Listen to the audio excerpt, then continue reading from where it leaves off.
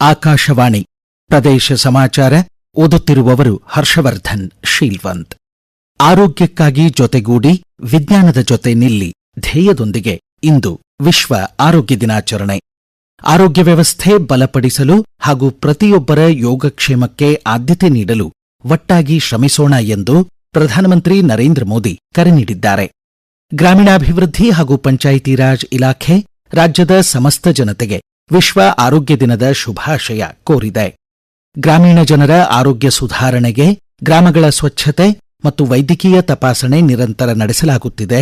ಉತ್ತಮ ಜೀವನ ಶೈಲಿಯನ್ನು ಅಳವಡಿಸಿಕೊಳ್ಳಲು ಮಾರ್ಗದರ್ಶನ ನೀಡಲಾಗುತ್ತಿದೆ ಎಂದು ತಿಳಿಸಿದೆ. ವಿಶ್ವ ಆರೋಗ್ಯ ದಿನದ ಹಿನ್ನೆಲೆ ಖ್ಯಾತ ಮನೋ ಆರೋಗ್ಯ ತಜ್ಞ ಬೆಂಗಳೂರಿನ ಪದ್ಮಶ್ರೀ ಡಾ ಸಿಆರ್ ಚಂದ್ರಶೇಖರ್ ಕಲ್ಯಾಣ ಹಾಗೂ ಕಿತ್ತೂರು ಕರ್ನಾಟಕ ಭಾಗದ ಸಹಸ್ರಾರು ವಿದ್ಯಾರ್ಥಿಗಳನ್ನುದ್ದೇಶಿಸಿ ವಿದ್ಯಾರ್ಥಿಗಳ ಮನೋ ಆರೋಗ್ಯ ಕುರಿತು ಆನ್ಲೈನ್ನಲ್ಲಿ ಇಂದು ಬೆಳಗ್ಗೆ 11:15ರಿಂದ ಮಧ್ಯಾಹ್ನ 12:30ರವರೆಗೆ ವಿಶೇಷ ಉಪನ್ಯಾಸ ನೀಡುತ್ತಿದ್ದಾರೆ. ಪ್ರದೇಶ ಸಮಾಚಾರಕ್ಕಾಗಿ ಡಾ ಸಿಆರ್ಸಿ ಮನೋ ಆರೋಗ್ಯದ ಕುರಿತು ತಮ್ಮ ಅನಿಸಿಕೆ ವ್ಯಕ್ತಪಡಿಸಿದ್ದಾರೆ. ಇವತ್ತು ವಿಶ್ವ ಆರೋಗ್ಯ ದಿವಸ. ವಿಶೇಷವಾಗಿ ವಿದ್ಯಾರ್ಥಿಗಳು ಅವರ ಆರೋಗ್ಯ ಬಹಳ ಮುಖ್ಯ ಆಗ್ತಾ ಇದೆ. ಜನರೇಷನ್ ತುಂಬಾ ಆಸೆ ಇಟ್ಕೊಂಡಿದ್ದಾರೆ, ಮಹತ್ವಾಕಾಂಕ್ಷೆ ಇಟ್ಕೊಂಡಿದ್ದಾರೆ. ಅದರಲ್ಲಿ ಯಶಸ್ವಿ ಆಗ್ತಕ್ಕಂಥವ್ರು ಕೇವಲ 10%, ಉಳಿದವರು ಶೈಕ್ಷಣಿಕ ವಿಚಾರದಲ್ಲಿ ಹಿಂದುಳಿತಾರೆ. ವಿದ್ಯಾರ್ಥಿಗಳಲ್ಲಿ ನಾವೆಲ್ಲ ನೋಡ್ತಿರುವ ಹಾಗೆ ಈಗ mobile addiction, internet addiction, pornography addiction, smoking, drinking ಮತ್ತೆ ಗಾಂಜಾ, ಈ ಅಡಿಕ್ಷನ್ಸ್ ಗಳೆಲ್ಲ ಬಹಳ ಜಾಸ್ತಿ ಆಗ್ತಾ ಇದೆ. 50% ವಿದ್ಯಾರ್ಥಿಗಳ ಅನಿಮಿಯಾ ಇದೆ, ರೋಗ ನಿರೋಧಕ ಶಕ್ತಿ ಕಮ್ಮಿ ಇರುತ್ತೆ, ಸೂಸೈಡ್ ಜಾಸ್ತಿ ಆಗ್ತಾ ಇದೆ. ದುರಂತ ಇದು. ಯುವತಿಯರ ಆರೋಗ್ಯಕ್ಕೆ ಹೆಚ್ಚು ಗಮನ ಕೊಡಬೇಕಾಗಿದೆ. ಯಾಕಂದ್ರೆ ಅವರೇ ನಾಡಿನ ಭವಿಷ್ಯ. ಯುವಜನ ಕೂಡ ತಮ್ಮ ಜವಾಬ್ದಾರಿಯನ್ನ, ತಮ್ಮ ಆರೋಗ್ಯವನ್ನ ಗಮನದಲ್ಲಿಟ್ಟುಕೊಂಡು ಆರೋಗ್ಯಕರ ಜೀವನವನ್ನ ಮಾಡಬೇಕು ಅಂತ ಯೋಚನೆ ಮಾಡಬೇಕು. ರಾಷ್ಟ್ರೀಯ ಆರೋಗ್ಯ ಮಿಷನ್ ಯೋಜನೆ ಅಡಿ ಕೇಂದ್ರ ಸರ್ಕಾರ ಗರ್ಭಕಂಠದ ಕ್ಯಾನ್ಸರ್ ತಡೆಯಲು 14 ವರ್ಷದೊಳಗಿನ ಹೆಣ್ಣು ಮಕ್ಕಳಿಗೆ ಎಚ್ಪಿವಿ ಹ್ಯೂಮನ್ ಪ್ಯಾಪಿಲೋಮಾ ವೈರಸ್ ಲಸಿಕೆಯನ್ನು ಉಚಿತವಾಗಿ ನೀಡುತ್ತಿದೆ ಎಂದು ಚಿಕ್ಕಬಳ್ಳಾಪುರ ಸಂಸದ ಡಾ ಕೆ ಸುಧಾಕರ್ ತಿಳಿಸಿದ್ದಾರೆ. ಚಿಕ್ಕಬಳ್ಳಾಪುರದ ತಾಯಿ ಮತ್ತು ಮಕ್ಕಳ ಆಸ್ಪತ್ರೆಯಲ್ಲಿ 4,000 ರೂಪಾಯಿ ಮೌಲ್ಯದ ಉಚಿತ ಎಚ್ಪಿವಿ ಲಸಿಕೆ ನೀಡಿಕೆ ಅಭಿಯಾನಕ್ಕೆ ಚಾಲನೆ ನೀಡಿ ಅವರು ಮಾತನಾಡಿದರು.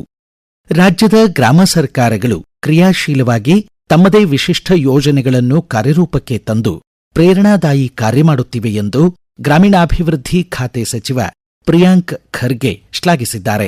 ಬೆಳಗಾವಿ ಜಿಲ್ಲೆ ಸವದತ್ತಿ ತಾಲೂಕು ಹೂಲಿ ಗ್ರಾಮ ಪಂಚಾಯಿತಿ ಕುಮಾರಿ ಸಮೃದ್ಧಿ ಯೋಜನೆ ಅಡಿ 5,500 ರೂಪಾಯಿ ಹೆಣ್ಣು ಮಗುವಿನ ಹೆಸರಿನಲ್ಲಿ ಠೇವಣಿ ಇಟ್ಟು ಗ್ರಾಮದ ಹೆಣ್ಣು ಮಕ್ಕಳ ಭವಿಷ್ಯಕ್ಕೆ ನೆರವಾಗಲು ಆರ್ಥಿಕ ಭದ್ರತೆ ಒದಗಿಸುತ್ತಿದೆ. ಹೂಲಿ ಪಂಚಾಯಿತಿಯ ಈ ಮಾದರಿ ಕಾರ್ಯ ಎಲ್ಲರಿಗೂ ಸ್ಫೂರ್ತಿ ಎಂದು ಸಚಿವರು ಮೆಚ್ಚುಗೆ ವ್ಯಕ್ತಪಡಿಸಿದ್ದಾರೆ.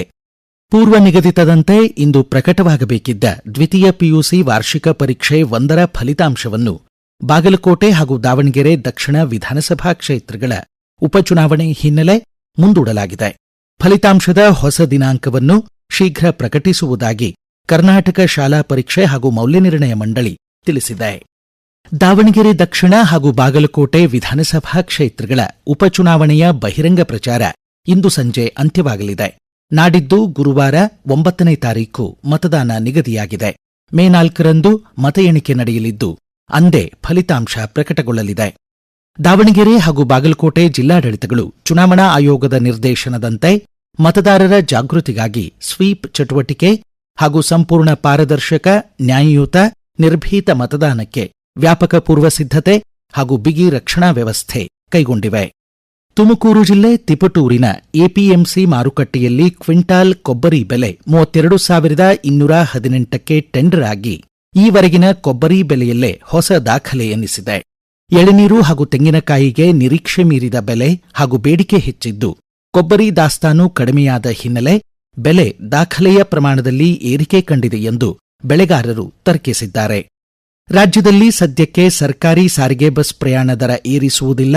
ಆಟೋಗ್ಯಾಸ್ ಸೇರಿ ಪೆಟ್ರೋಲಿಯಂ ಉತ್ಪನ್ನಗಳ ಅಭಾವ ಸರಿಪಡಿಸುವಂತೆ ಕೇಂದ್ರದ ಮೇಲೆ ಒತ್ತಡ ಹೇರಲಾಗುತ್ತಿದೆ ಎಂದು ಸಾರಿಗೆ ಖಾತೆ ಸಚಿವ ರಾಮಲಿಂಗಾರೆಡ್ಡಿ ತಿಳಿಸಿದ್ದಾರೆ. ಧಾರವಾಡದ ಸೇಂಟ್ ಜೋಸೆಫ್ ಪ್ರೌಢಶಾಲೆಯ 1993ನೇ ಸಾಲಿನ ಹಿರಿಯ ವಿದ್ಯಾರ್ಥಿಗಳು ಸಂಗ್ರಹಿಸಿದ 1,10,602 ರೂಪಾಯಿ ಮೊತ್ತದ ಚೆಕ್ ಅನ್ನು ಶಾಲೆಯಲ್ಲಿ ಸ್ಮಾರ್ಟ್ ಬೋರ್ಡ್ ಹಾಗೂ ಕ್ಯಾಮೆರಾ ಅಳವಡಿಕೆಗಾಗಿ ಫಾದರ್ ಅಲ್ಲಾಂ ಸ್ಲೇವ್ ರೆಡ್ಡಿ ಅವರಿಗೆ ಕಬೀರ್ ನದಾಫ್ ಹಸ್ತಾಂತರಿಸಿದರು. ಇಲ್ಲಿಗೆ ಪ್ರದೇಶ ಸಮಾಚಾರ ಮುಕ್ತಾಯವಾಯಿತು. ನಮ್ಮ ಮುಂದಿನ ರಾಷ್ಟ್ರೀಯ ವಾರ್ತಾ ಪ್ರಸಾರ ಮಧ್ಯಾಹ್ನ 1:10 PM.